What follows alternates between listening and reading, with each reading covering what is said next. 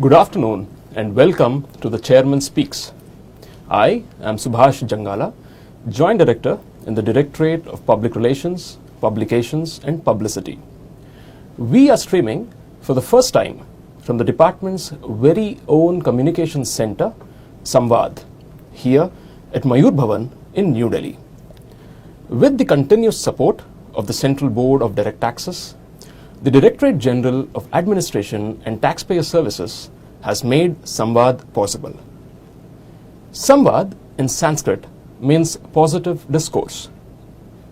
And we believe that this new communication facility will help create a positive dialogue amongst all stakeholders of the Income Tax Department, including the board, the Aykar Parivar, our valued taxpayers, professionals, industry organizations, ministries and departments of the Government of India, and everyone else impacted by and interested in taxes. On this auspicious occasion of the inauguration of Samvad, we thought it would only be fitting to have a discussion with none other than the Chairman of the Central Board of Direct Taxes, Sri Jagannath Vidyadhar Mahapatra, the head of the Aykar Parivar. We thank you for gracing the occasion, sir. Sri Jagannath Vidyadhar Mahapatra is an officer of the 1985 batch of the Indian Revenue Service. Hailing from Odisha, he had served as an assistant commissioner in Madhya Pradesh, Chhattisgarh and Odisha. Subsequently, he moved to Mumbai and held several critical posts in central ranges, headquarters and special ranges. After his promotion, he served in the Directorate of Vigilance in Mumbai. He has served in the Rajya Sabha Secretariat, the Department of Electronics and Information Technology, and the Ministry of New and Renewable Energy as a Joint Secretary. Before being appointed as the Chairman CBDT, he was the Principal Chief Commissioner of Income Tax at Hyderabad. He brings along with himself tremendous experience across different ministries of the Government of India over the last 35 years of service. Sir, I now request you to open the discussion and address our viewers from across the globe. Thank you, Subhas. Namaskar to our respected taxpayers, Aykar Parivar, professionals, business organizations, industry representatives, media personnel and people from all walks of life who have tuned in to this inaugural session today from Samvad. These are difficult times. The country and its citizens have bravely fought the pandemic since 2020. Many of us lost our family members, our colleagues and loved ones. The department has lost more than 140 members of its family in the line of duty. The damage and destruction caused by the pandemic is irreparable. As we enshrine the memories of our lost friends in our hearts, the department vows to rededicate itself to its vision, its mission and its principles. At the heart of the department's functioning is the goal to ease tax compliance, which is even more significant in these difficult times. At the outset, I would like to congratulate the Director General of Administration and Taxpayer Services for creating the department's first communication studio, Samvad. Communication is the lifeblood of any organization. More so when you are administering and collecting taxes for a large, young and diverse nation as ours. Technology has become such an integral component of discharging both our personal and professional duties. In this background, I am sure Samvad will multiply and magnify the immense potential that we have as an organization. I wish the Director General all the very best. These measures will drive us forward to become a truly taxpayer-centric organization. Thank you, sir. Taking off from your observation on how the last 2 years have really changed the way we have been operating, can you please throw some light on where the department stands today in an exceptionally critical period where we have massive public schemes of public health, hygiene, sanitary education, etc. How do you see the department's performance in the last 2 years in this outset? At the outset, I would say that there has been no organization that has been immune to this pandemic. We all have been affected alike, as I have already stated in the opening remarks. However, The income tax department, in addition to the adverse impact, has always has the unenviable job of collecting taxes even in these difficult times. At the center of all our efforts is the understanding that taxes are the foundation for the reconstruction and rebuilding of any civilization that has been hit by a disaster. Driven by this shared belief, the department has been able to achieve significant growth in our tax collections as compared to the last year. In figures, our first quarter advance tax collections for this year have grown by over 146%.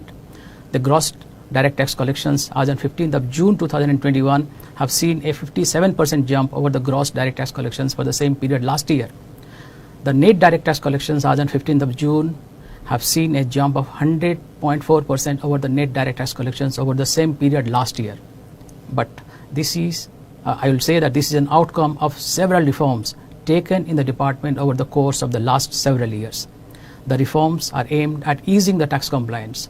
Several new provisions have been introduced in the last 5 years to tax unaccounted income. In addition, we have come out with several reform measures to ease the tax compliance. For example, Vivad se Vishwas, income disclosure scheme, faceless assessment and faceless appeals. These are the examples. And this reform is a continuous process. These are long-term structural reforms which are long needed. These reforms strengthen the overall tax administration, making us more resilient than ever before. While we have robust growth figures in tax collections at this moment, we are pursuing the course of cautious optimism. As we celebrate the growth in revenue, we are also aware not to lose sight of the hundreds of variables presently at play in the economy and that we are still in the middle of a global pandemic. Department is geared up to take on the challenge of domestic resource mobilization in these uncertain times. Thank you very much, sir. Sir, we know that 15th August 2021 to 15th August 2022 marks 75 years of independence, which is Azadi Ka Amrit Mahotsav, and is being celebrated all across the country and by the ministries and departments. As one of the oldest arms of the government, how do you see the department's contribution to the growth and development of the nation? For any society in general, taxes are the bedrock of growth. India's case is not any different. Since 1860, when taxes on income were introduced for the first time in India, we have come a very long way. This year marks the 161st year of income tax in the country. Very few organizations have such legacy. As a country develops from a purely agrarian economy to an industrialized or into a service-based economy, share of direct taxes to the overall revenue inflow of the country is bound to rise. And India's growth story can be explained in these numbers. In 2000-2001, direct taxes accounted for 36.3% of the total taxes collected in the country. The country had just come to terms with globalization and the entire country was buzzing with economic activity. The share of direct tax collection steadily increased and reached a peak of 60% in 2009-2010. Subsequently, however, several structural reforms in the indirect taxes, including introduction of GST, took place in the interim. And for financial year 1920, direct taxes contributed to 52% of the total tax revenue of the country. This growth in the share of direct taxes is reflected in the overall growth of the economy as well. During the period of 20 years, GDP at current market prices jumped almost 10, that is a 900% increase. Clearly, direct tax collections are an indicator of a country's prosperity. The most important indicator to note is that the direct tax growth rate exceeded the GDP growth in 12 years out of the last 18 years between 2000-2001 and 2018-2019. This reflects the contribution of the department to growth of the nation. Department takes great pride in its contribution to society. In order to celebrate the same, Directorate General of Administration and TPS has already charted a calendar of events for the entire organization, including the field formations. I encourage and urge all the principal chief CITs to take up the activities enthusiastically. Special emphasis may be given to involve the Aykar Parivar, our taxpayers, professionals, and regional luminaries to discuss and disseminate the contribution of taxes to the growth and development of the country. Thank you, sir. The department has truly contributed a lot to the growth and development of our nation. Sir, as we talk about 75 years of independence, something that we cannot ignore is the amount of technology that we have incorporated in the department. Can you please chart us out the present and the future of technology in the functioning of the department? Yes, technology has always been a key enabler in the department's journey, especially in the last 2 decades. Department has always strived to be at the forefront of technological innovation. This started from the introduction of PAN as a unique identifier for taxpayers and continues to this day as we adopt advanced transaction monitoring and processing technology. It would not be out of place to state that amongst the large developing countries, Indian tax administration has truly led as the beacon in respect of successful adoption of technology.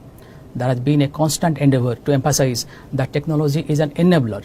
It does not reduce the importance of the department's human face and the human resources. It only enriches and magnifies the productivity of an individual. To this end, while we have continuously incorporated technology, we have also ensured that the employees of the department are continuously trained and skilled in order to make the best use of the technology. For assessment year 18-19, more than 5.8 crore returns were processed by this department. That is close to 110 returns of income every single minute with accuracy and precision. And one of the simpler forms, ITR1, contains close to 100 unique data points. So we do have come a long way in incorporating technology for a developing country of our size.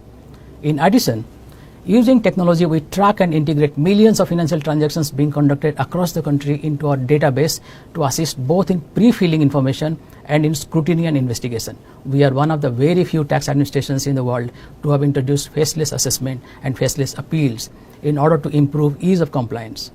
Faceless assessment gives us an opportunity to free income tax proceedings of bias, errors of judgment and inefficiency. You could be sitting in Kerala while one of the best brains in Siliguri is looking at your return of income right now with no idea as to whom it belongs to. Several layers of abstraction help the department focus on the essentials of a case.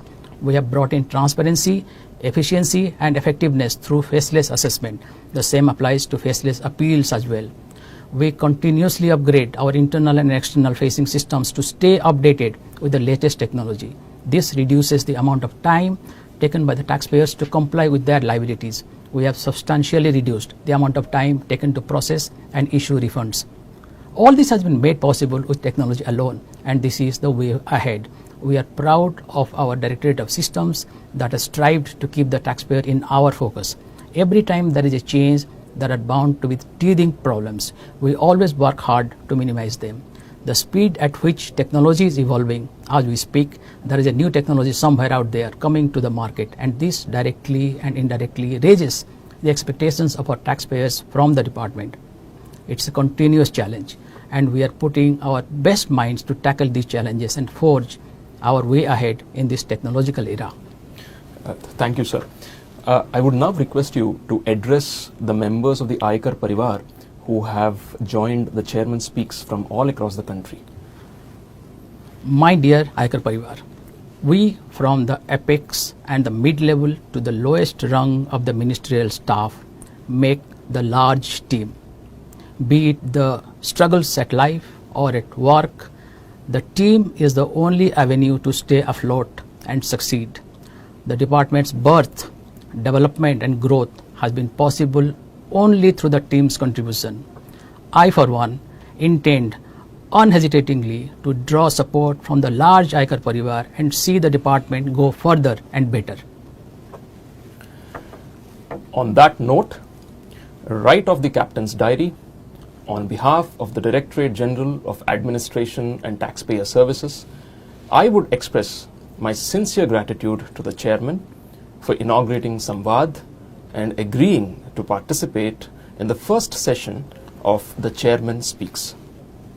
We believe that this marks the beginning of many more engaging, thought-provoking and informational discussions that Samvad will host.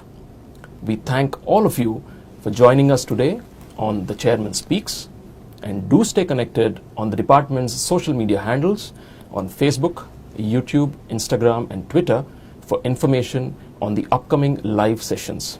Thank you and Jai Hind. Thank you.